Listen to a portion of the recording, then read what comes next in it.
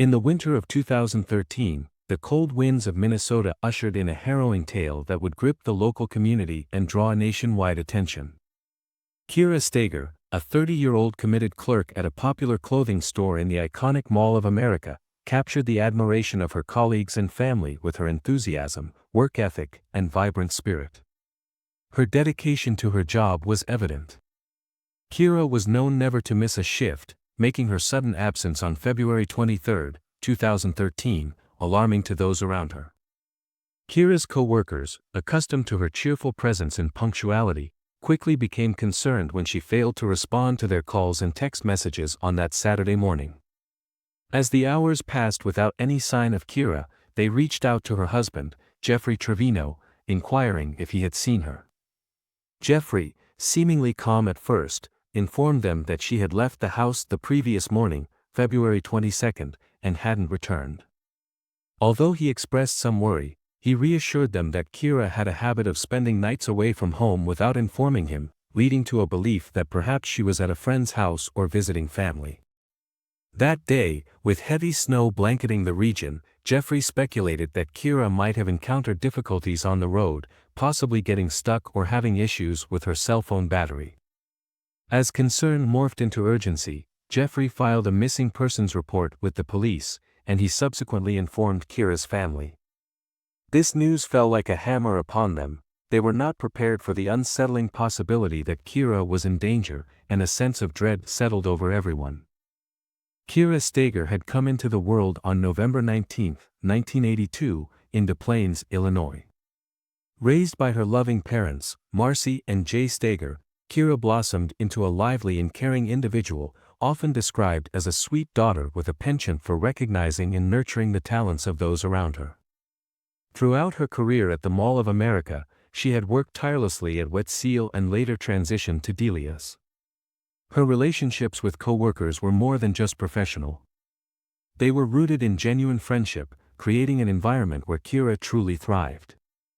As detectives launched their investigation into her disappearance, they initiated a standard protocol. Interviewing family members, canvassing her known locations, and collecting information from those closest to her. Initially, they spoke with Jeffrey, who depicted a mundane narrative of their last evening together. He meticulously recounted how they had both spent an evening at the mall, where they dined, conversed, and enjoyed a round of bowling before heading home for a movie.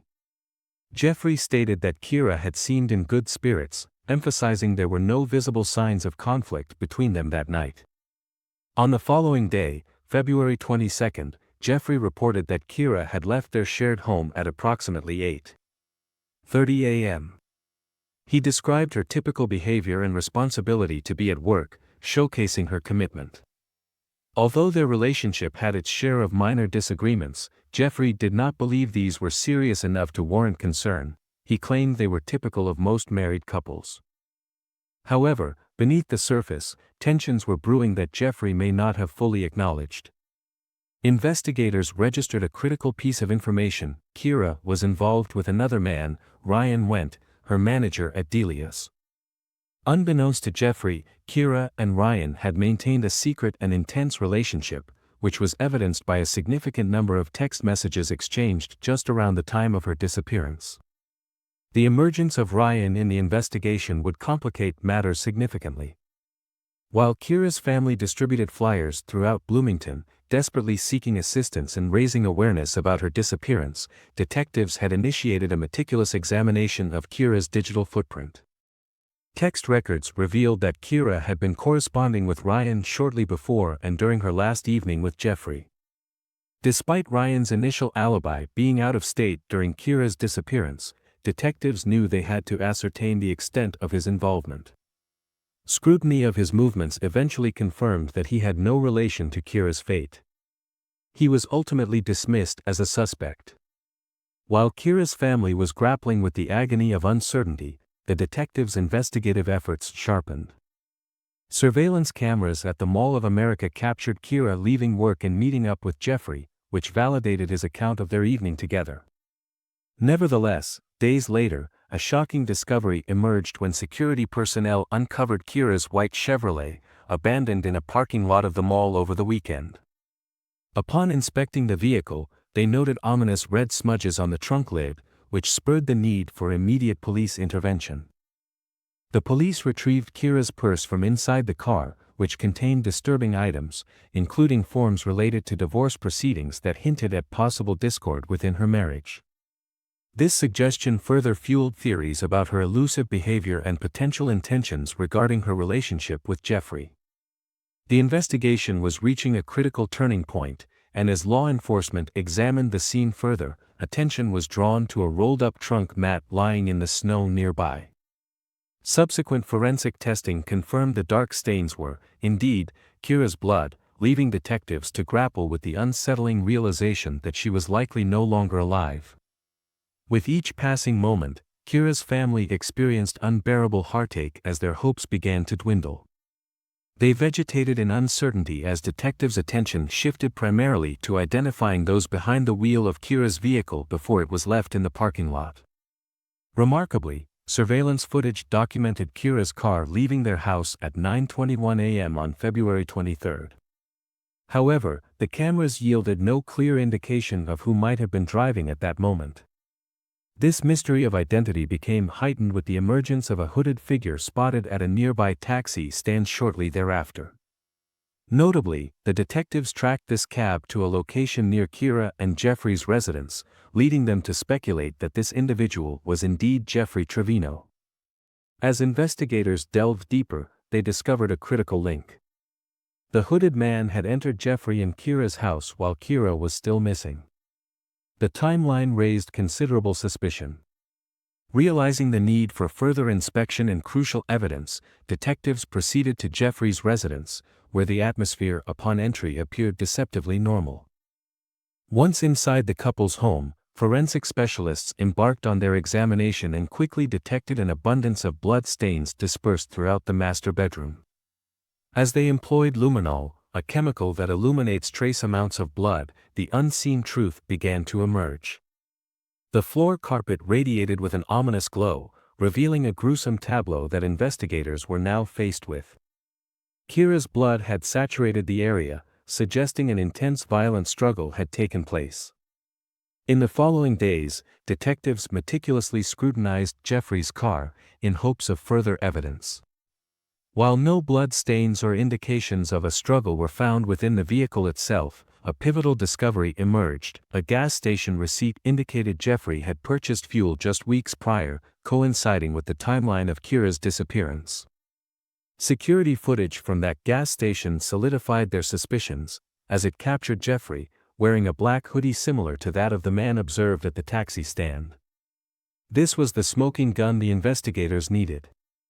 Faced with the overwhelming evidence against him, Jeffrey Trevino was placed under arrest and summoned in for questioning. However, his attorney's advice led him to invoke his right to remain silent. Despite the lack of his testimony, the collective evidence reeked of guilt, and investigators knew they were sitting on a ticking bomb of a case. As the investigation scoured further, Kira's family clung to hope amidst mounting despair. The search finally hit a breakthrough when, 2.5 months later, a call came in regarding a body found in the Mississippi River. A team pulled an unrecognizable body from the murky depths of the water. Sadly, dental records confirmed it was Kira Steger, and the medical examination revealed evidence of significant blunt force trauma, though time had complicated the determination of an exact cause of death. In light of the somber discoveries, investigators sought to reconstruct the timeline leading to Kira's tragic end. The emerging theory painted a sinister portrait. It was speculated that in a fit of rage over Kira's suspected infidelity, Jeffrey had confronted her, possibly breaking her finger in the ensuing struggle. Enraged upon discovering evidence of her romantic involvement with Ryan Wendt, his fury may have escalated to fatal violence.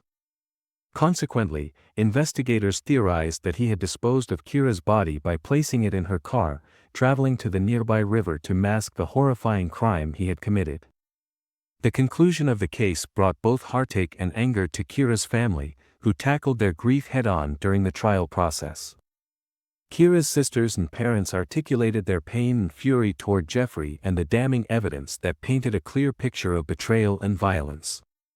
They asserted that no sentence would adequately convey the tragedy they had suffered, yet despite this anguish, they sought justice for Kira.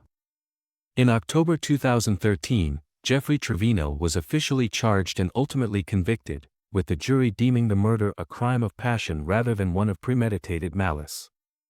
Nonetheless, the verdict incited a tumult of emotions among Kira's family, as they voiced their scorn for the man who had stolen their beloved daughter and sister.